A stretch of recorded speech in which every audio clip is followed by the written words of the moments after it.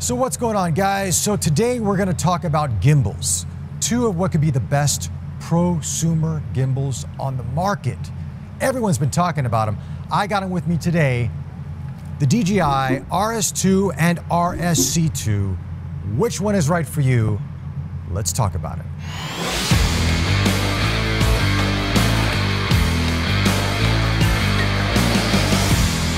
All right, before we get into this, I do want to thank DJI for helping us to get the gimbals in hand and to review them. Having said that, these are my thoughts and my thoughts only. Let's talk about the RS2 and the RSC2, the differences and of course the similarities.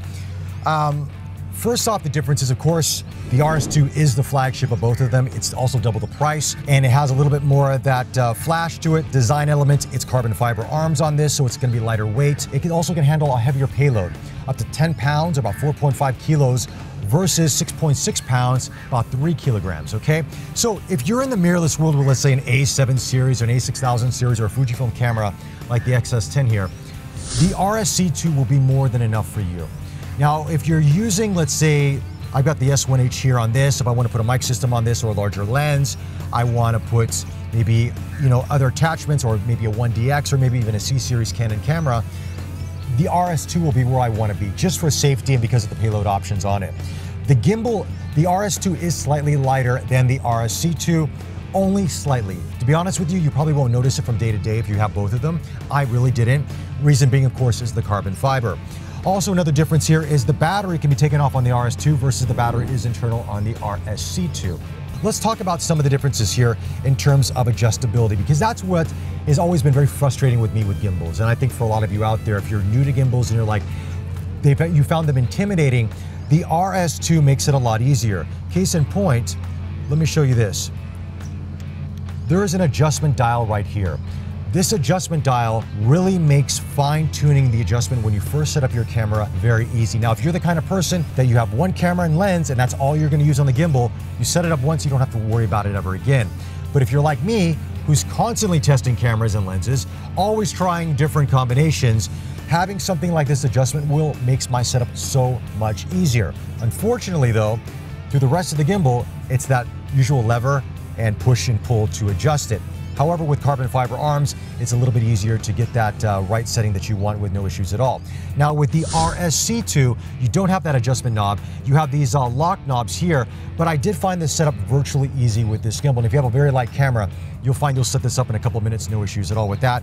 Balancing it and configuring it, once you do it through the phone, the smartphone app, the DJI Ronin app on your phone, you can pretty much do everything through the gimbal. You don't have to rely on the phone.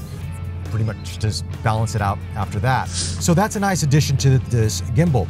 Also with the RS2, you have a 1.4-inch touchscreen display. Now, previously on gimbals, we always had to remember what buttons meant what, and if you forgot, you had to rely on your smartphone or look on the instruction manual. DJI has simplified this in a way with this touchscreen display that does make it a lot easier. Now, one thing to take note of, this touchscreen display is quite sensitive, so if you do not want to knock something on accident, just press the power button one time to lock it. That's a little bit of a tip for you. That way you won't accidentally swipe or activate something you didn't want it to do. Now with the RSC2, you do have a smaller display, but it's not touchscreen. It requires a wheel and a button to sort of activate and turn on your settings as you want them to be. But pretty much both of these gimbals have the same settings. You have your pan and follow, your pan tilt follow modes, you have your 360-degree mode. If you want to do that spin, you have your portrait mode on that. So you can do all these in both of these gimbals, okay? It's just how you access it is a little bit different. Also, another feature to these gimbals, which is a very welcomed addition, especially if you want really smooth shots, is Super Smooth. This new algorithm to really smoothen out your shots, and you're going to notice a difference from the previous Ronin gimbals out there. But with Super Smooth, you get even smoother shots. Now you do need to have, let's say, a lens mount attached to this. Well, they at least recommend it. You have to calibrate it after that, which you do through the menu system. Once you're done, you're going to notice your shots are a lot smoother. And I'll show you what it looks like in various footage and in just a bit when I show you this montage of footage that I've shot with both of these gimbals. I will show you something that is quite unique to the RSC2, which I think a lot of you out there will like. If you're someone that carries a very small bag and you're like, look, I don't have a lot of room to carry an extra suitcase or an extra little backpack around, you can actually fold this up and pack it in your bag, or you can adjust it to be underslung mode, or various different modes that you have here just by this arm system, which is a very genius move by DJI. And I love this fact because with this one, of course, you have the external arm that you can attach it to for underslung mode, or if you want to get some low shots. But this is genius. That is quite nice. Then, of course, if I want to even take it even further, I can take this arm here and I can attach it here. And I got a nice little system to use. So for a lot of you out there, I would say that the RSC2 will be the gimbal for you. If you're not into professional cinematography, you've got a small camera setup, you're a one-man or maybe two-man operation or woman operation, then I think this will be the system that a lot of you will like. Now, there is on the battery on this, of course, it is built in. You can't take it off like you can on the RS2, but it is quick charging like the RS2 as well. So you get about 12 hours battery usage on both of these. Obviously, this you can buy more batteries. This you can rely on, whatever it's inside of it, and of course a quick charger or a battery pack that you might have with you to charge it. But again, this is $500 roughly US. This is around $1,000 roughly US. So there's going to be some trade-offs. But I think for a lot of people out there, this will be the gimbal for them. But if you want all the bells and whistles, if you are professional, if you have a larger camera setup, or if you're changing from various different cameras that are different sizes and weights, I would definitely go with the RS2 just for that flexibility and just for that, ease of mind that your camera system will fit on this. Anyway, let's go to some B-roll that I shot, some montages of my friend Alan, and then we'll go to my final thoughts on these gimbals.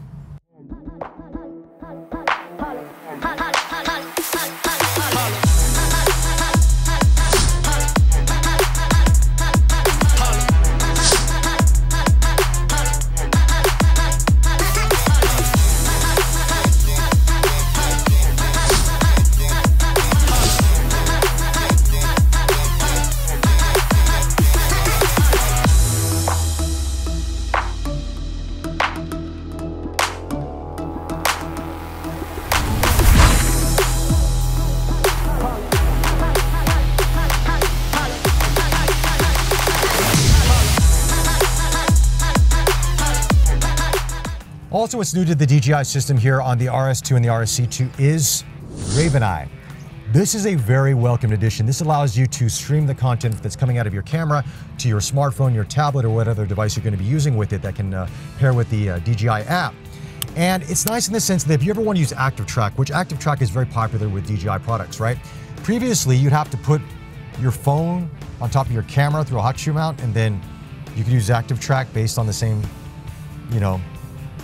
distance or whatever it was, and it was really messy, and you really couldn't use the gimbal except if you want to just be set up like this. But with RavenEye attached, as it's attached underneath the RS2 here, I don't need to worry about my smartphone anymore. It could be on the side. I could have it attached here on the side of the gimbal. I could have somebody else, so let's say I'm doing a car shot and I'm holding the gimbal outside the car. Someone inside the car could actually be controlling the gimbal through the smartphone via RavenEye through the wireless transmission, and they've got full control of the gimbal and the camera system. Now, of course, it's dependent on your camera if it's compatible with RavenEye or the DJI system, so do check that on their website.